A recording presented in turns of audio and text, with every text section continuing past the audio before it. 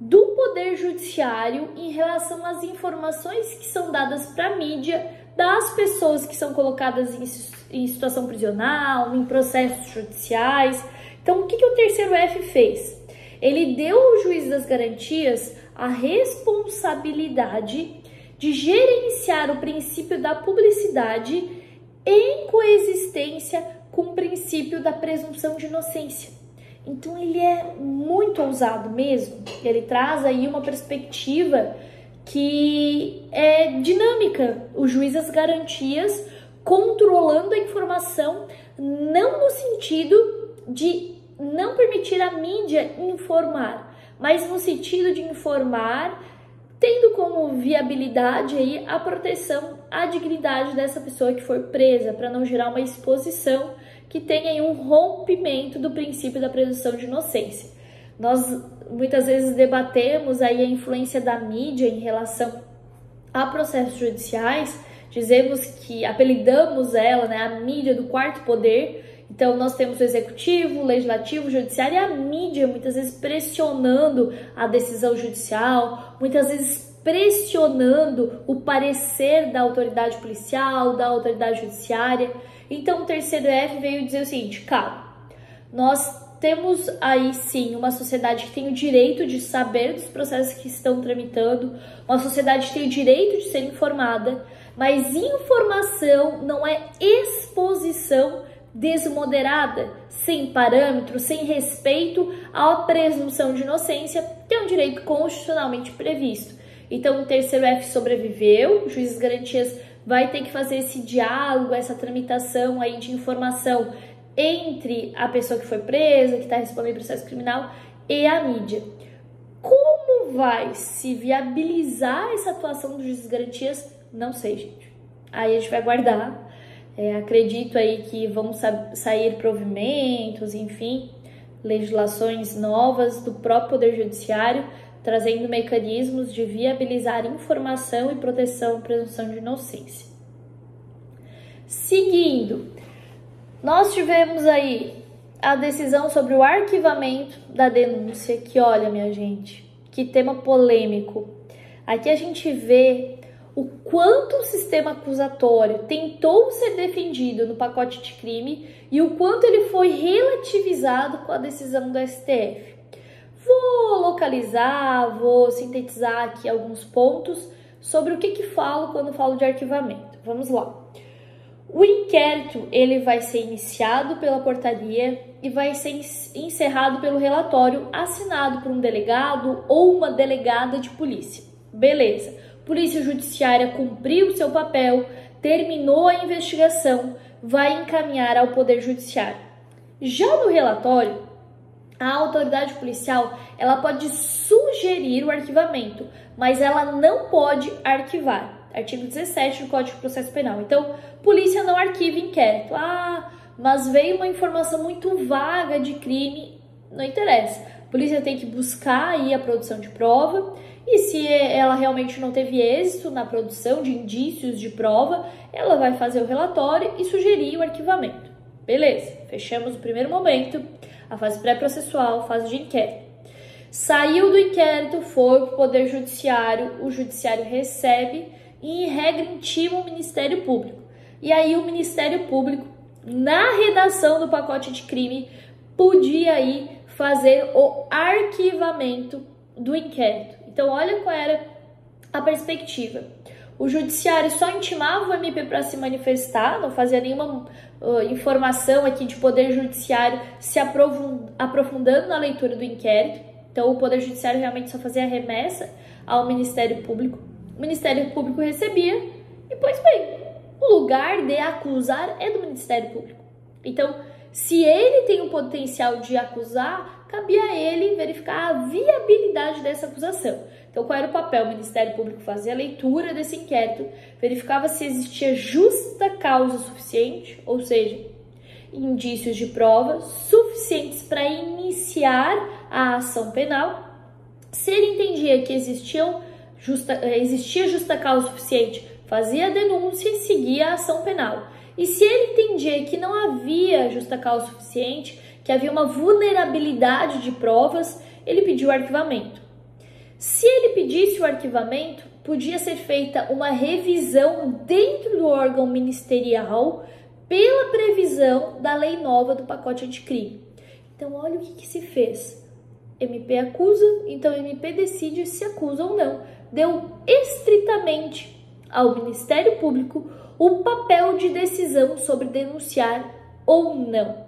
Acontece que o STF veio e disse, não, MP sozinho decidindo sobre arquivamento, coisa nenhuma.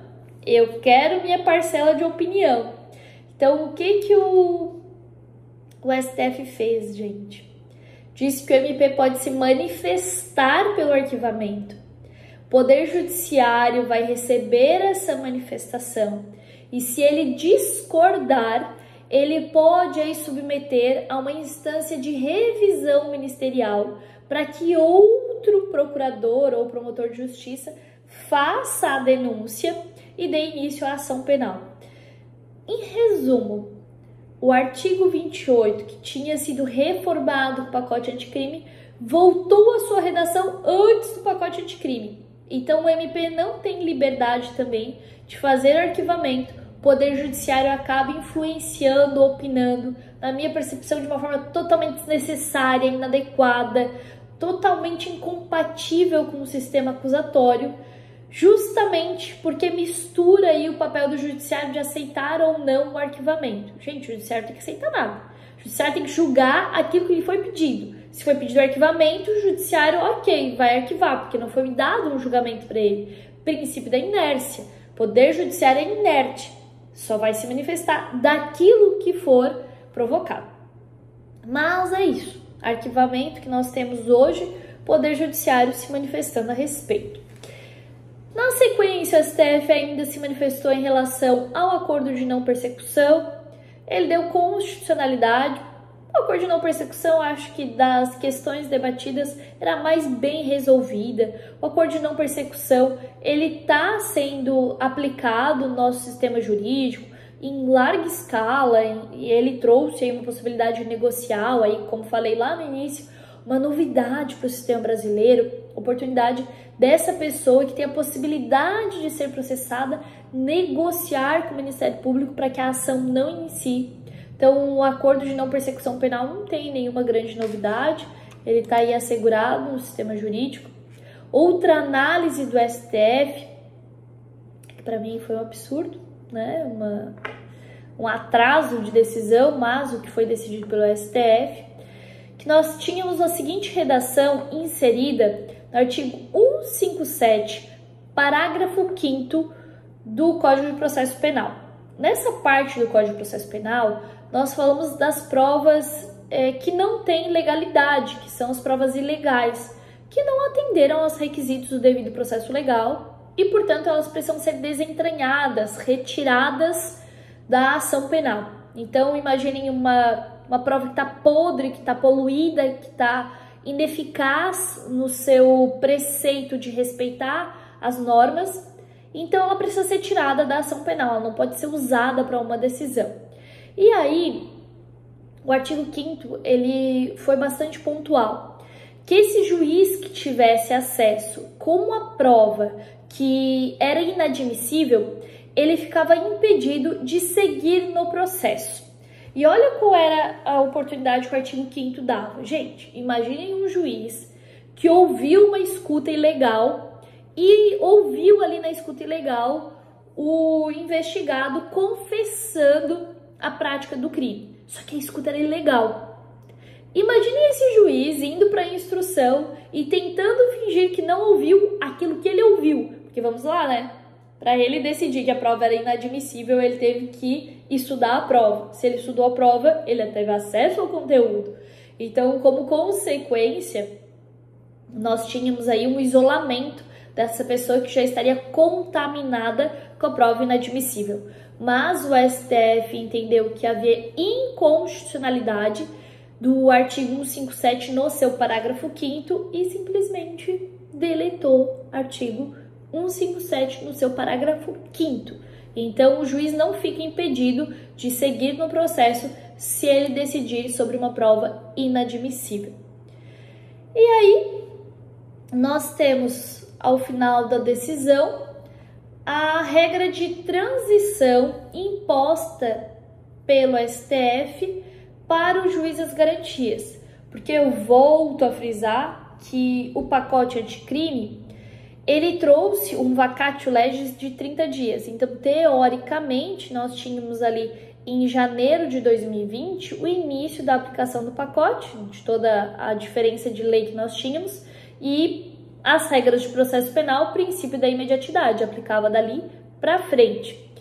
Então, o STF precisou decidir, em relação aos juízes garantias, como seria a transição da lei sem juízes garantias para os juízes garantias quando ele for implementado. Então, olha, pensando no melhor cenário, daqui 3 meses, juízes garantias começa no processo penal brasileiro. Olha que sonho, 3 meses, judiciário organizado, juízes garantias sendo inserido. Como que nós fazemos com os processos que já estão em tramitação? Traz para o juiz de garantias, fica com o juiz que já está, que seria o juiz da instrução. O que nós fazemos? A regra de transição pontuou o quê? Essa novidade dos juízes garantias vai ser aplicada aos processos que forem iniciados da data de implementação do juiz das garantias para frente. Os que já estiverem em tramitação, segue o baile como tá, vai ficar o juiz da instrução de forma permanente. Ele tem chamado aqui que é o juiz natural da causa, então aquele que já estava, ele permanece. Então nós não vamos ter uma interrupção para a aplicação do juiz das garantias, tentando aí dar mais viabilidade, mais contexto de aplicação de forma imediata ao juiz das garantias somente aos processos novos. Então é uma tentativa do STF de materializar a aplicação dos juízes garantias de uma forma mais viável, que ele não prejudique aquilo que já está tramitando. Então, em pareceres gerais, nós percebemos aí que a decisão do STF, ela relativizou muito daquilo que o pacote anticrime trouxe, que a Lei 13.964 trouxe. Ele fez uma vulnerabilização de novo ao sistema acusatório. Eu compreendo que o STF fez aí algumas decisões lógicas que permitam aí viabilidade de aplicação da lei, mas nós precisamos compreender também que quando nós modificamos, nós precisamos sentir a dor de algumas modificações, de algumas dificuldades dessa nova lei. E se a desculpa de que teremos dificuldade de implementar ou a dificuldade de fazer o Poder Judiciário se adequar, nós nunca vamos mudar leis. Nós vamos permanecer sempre. E vamos lá, as leis são feitas para a sociedade e a sociedade muda constantemente. Então não existe nenhuma percepção de lei que ela permaneça eternamente no ordenamento jurídico sem precisar ser ajustada, gente. A sociedade muda, a sociedade evolui, regride, a sociedade tem novas percepções, novas prioridades. Então a lei ela tem que se modificar, ou senão não teria sentido da lei existir, porque ela é feita para uma sociedade que tem que vivenciar e materializar essa lei. Finalizo então dizendo que bom, vamos ter juízes garantias, mas poderia ser muito melhor. Mas vamos aí, a passos ainda que lentos, evoluindo e talvez alcançando um sistema efetivamente acusatório e não falacioso de ser acusatório. Gente, a secretaria me disse que eu tinha que terminar até as 18 horas, então amém, consegui suprir aquilo que me foi estipulado de tempo, porque nós temos aí na sequência a palestra presencial na Unesc, espero vê-los e vê-las lá também, mas como temos um tempinho,